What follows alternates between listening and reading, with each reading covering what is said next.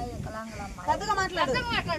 అయితే ఇంకా పిల్ల చిన్నప్పుడు పింఛన్ వస్తానే ఉంది తీసేసారు. మాట్లాడు.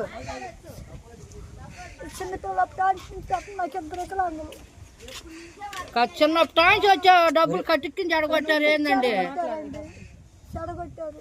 ఇప్పుడు బతకాలి రకం బతకాలి. వికలాంగుల పిల్ల ఇద్దరు పిల్లలు ఒక పిల్ల చచ్చిపోయి ఇంకొక పిల్ల నా ఉంది.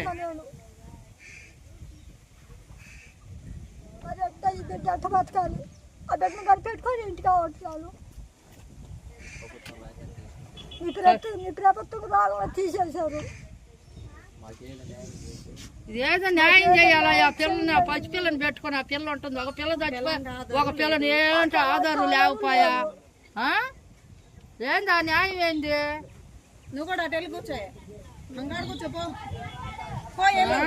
వీడియో వచ్చి వెనక్కి మాట్లాడు. నువ్వు మాట్లాడు ఫస్ట్. మాట్లాడండి.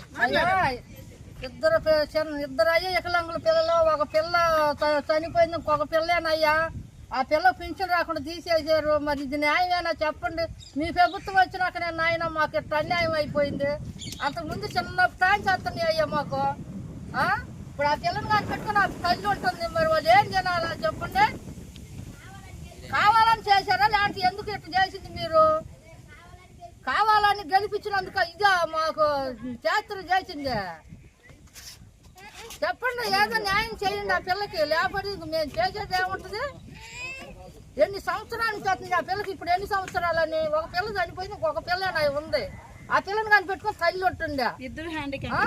ఇద్దరు అవిటోళ్ళేనాయా కదా? అట్లా చేశారా ఎందుకు? మేమేం చేసాము?